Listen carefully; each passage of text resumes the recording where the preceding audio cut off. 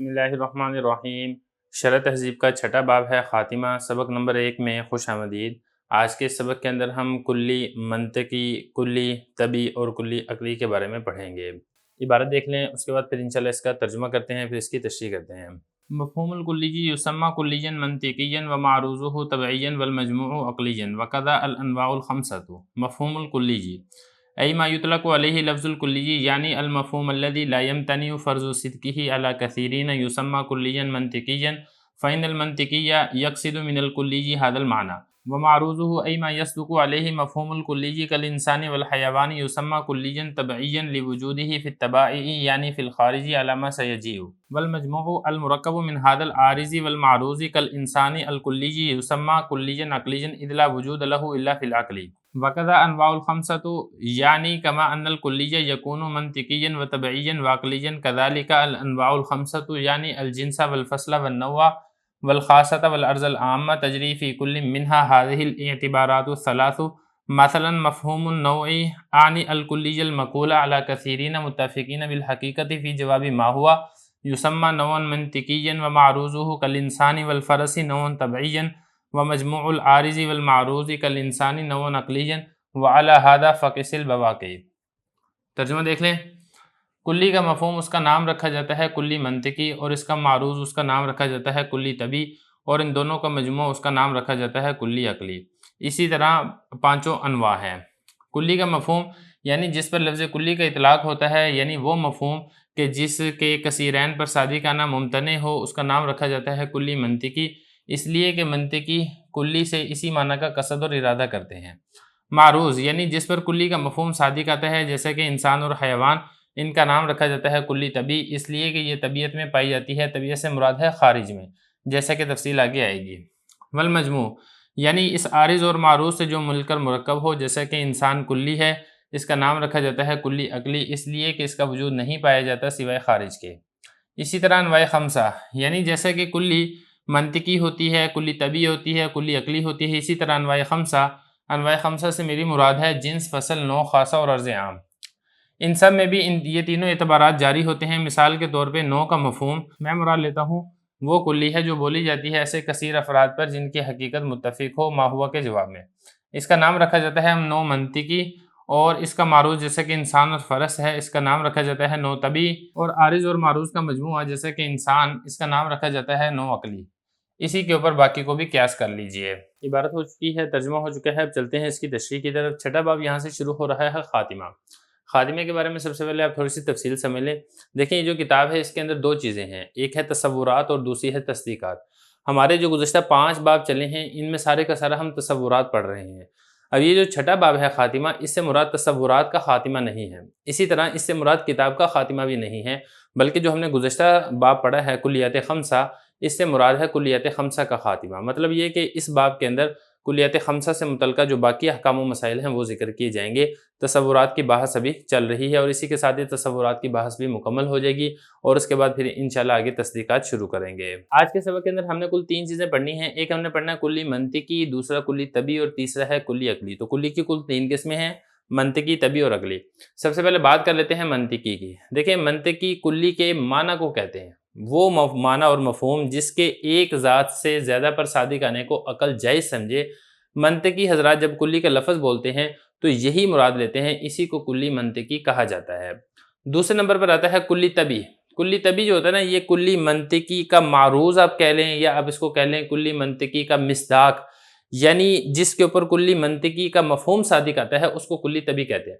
مثال کے طور پہ انسان اور فرس ہے، اب یہ انسان اور فرس اس کے اوپر کلی منطقی بولی جاتی ہے، کلی منطقی کا مصداق انسان اور فرس ہوتے ہیں، تو ہم یہ کہیں گے کہ جو انسان اور فرس ہے یہ کلی طبی ہے۔ دیکھیں طبی کے بارے میں ایک بات آپ سمجھ لیں کہ طبی یہ طبیعت سے ہے، اور طبیعت کے 2 معنی آتے ہیں، ایک اس کا معنی آتا ہے حقیقت اور ایک اس کا معنی آتا ہے خارج۔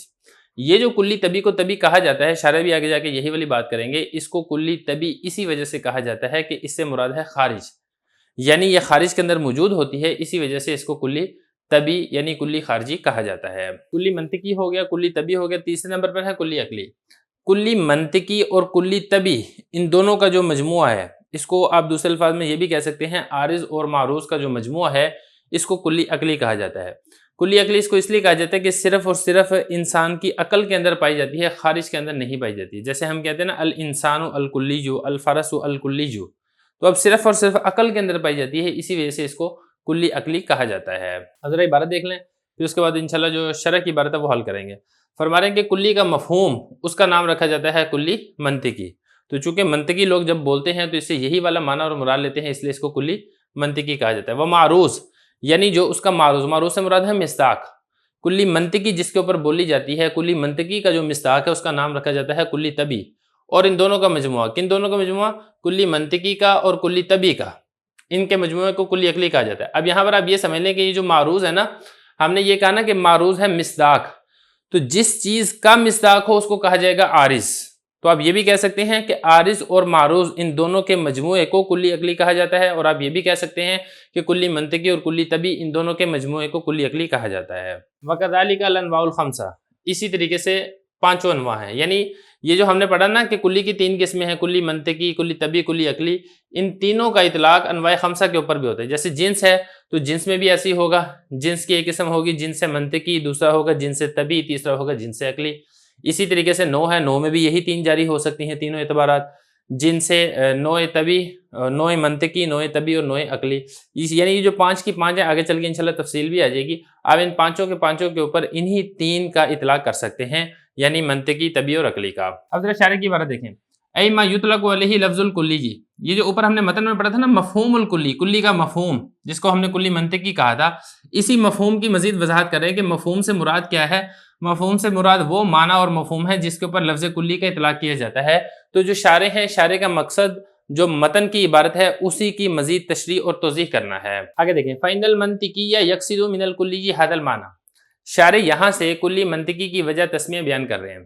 وجہ تسمیہ یہ ہے کہ کلی منطقی کو منطقی اسی لیے کہا جاتا ہے کہ منطقی لوگ جب کلی کے استعمال کرتے ہیں تو کلی سے ان کی مراد یہی کلی کا مفہوم ہے جس کو کلی منطقی کہا جاتا ہے، یعنی جس کا کثیر افراد پر صادقانہ ممتنع نہ ہو۔ تو چونکہ منطقی لوگ اس کو استعمال کرتے ہیں، اسی لیے ان کی طرف نسبت کرتے ہوئے اس کو کلی منطقی کہہ دیا جاتا ہے۔ تو یہ فرمایا کہ جو منطقی لوگ ہیں کلی سے اسی معنی کا قصد اور ارادہ کرتے ہیں۔ معنی کون سا معنی میں آپ کو بتا چکا ہوں، لا یمتنع فرض صدقہ علی کثیرین۔ آگے دیکھیں معروض، یہاں سے جو شارح ہیں وہ معروض کا مطلب بیان کریں کہ جو معروض ہے اس کا مطلب ہوتا ہے مصداق، یعنی کلی منطقی جس کے اوپر صادق آتی ہے۔ تو دو لفظ ہیں، ایک ہے صادق آنے والی اور دوسری ہے جس پر صادق آ رہی ہو۔ تو جو صادق آنے والی ہے اس کو عارض کہتے ہیں، اور جس پر صادق آتی ہے یعنی جو مصداق ہے اس کو معروض کہا جاتا ہے۔ یہی بتا رہے ہیں، یعنی جس پر کلی منطقی کا مفہوم صادق آتا ہے، جیسا کہ انسان ہے، حیوان ہے، ان کو کیا کہا جاتا ہے؟ ان کو کہا جاتا ہے کلی طبی، یسمى کلیا طبعیا۔ اب یہاں پہ سوال ہی پیدا ہوتا ہے کہ اس کو کلی طبی کیوں کہا جاتا ہے؟ تو اس کی وجہ بتا رہے ہیں کہ یہ طبائع میں پائی جاتی ہیں۔ طبیعت کا میں نے آپ کو بتایا تھا کہ دو معنی ہیں، اور دو معنوں سے جو دوسرا معنی ہے اسی کو شارح نے ترجیح دی ہے۔ دوسرا معنی طبیعت کا ہے خارج میں، تو چونکہ خارج کے اندر انسان پایا جاتا ہے، اسی طریقے سے فرس پایا جاتا ہے، اسی وجہ سے اس کو کلی طبی یعنی کلی خارجی کہا جاتا ہے۔ مزید تفصیل انشاءاللہ آگے چل کے آ جائے گی۔ آگے دیکھیں، والمجموع المرکب من هذا العارض والمعروض، اور ان دونوں کا مجموعہ، کن دونوں کا مجموعہ؟ کلی منطقی کا اور اسی طریقے سے کلی طبی کا مجموعہ، اس کو کلی عقلی کہا جاتا ہے۔ مجموعے سے مراد کیا ہے؟ عارض اور معروض۔ میں نے آپ کو بتا دیا تھا کہ یہ جو کلی ہے، کلی کیا ہے؟ یہ عارض ہے۔ کلی سے مراد کیا ہے؟ کلی منطقی، اور اسی طریقے سے انسان ہے یا اسی طرح فرس ہے، یہ ہے معروض۔ معروض کے بارے میں آپ کو تفصیل بتا چکا ہوں، مصداق کو کہا جاتا ہے۔ تو عارض اور معروض ان دونوں کا جو مجموعہ ہے اس کا نام رکھا جاتا ہے کلی عقلی۔ تو اس کو کلی عقلی کیوں کہا جاتا ہے؟ وجہ یہ ہے کہ یہ صرف اور صرف عقل کے اندر پائی جاتی ہے، خارج کے اندر نہیں پائی جاتی، جیسا کہ تفصیل پہلے گزر چکی ہے۔ یہ بتا رہے ہیں المرکب من هذا العارض والمعروض، جیسا کہ کل انسان الکلی ہے۔ اب اس میں یہ جو انسان ہے یہ ہے معروض، کیونکہ مصداق ہے نا یہ کلی کا، اور کلی یہ ہے عارض، اس کا نام رکھا جاتا ہے کلی عقلی۔ اذ لا وجود له الا فی العقل، اس لیے کہ اس کا جو وجود ہے وہ عقل میں ہی ہوتا ہے، خارج میں اس کا وجود نہیں پایا جاتا ہے۔ وکذلک انواع الخمسہ، اسی طریقے سے پانچوں انواع، کچھ نہ کچھ میں نے آپ کو بتا دیا ہے، باقی جو تفسیر ہے وہ ہم انشاءاللہ اس سے اگلے سبق کے اندر کرتے ہیں۔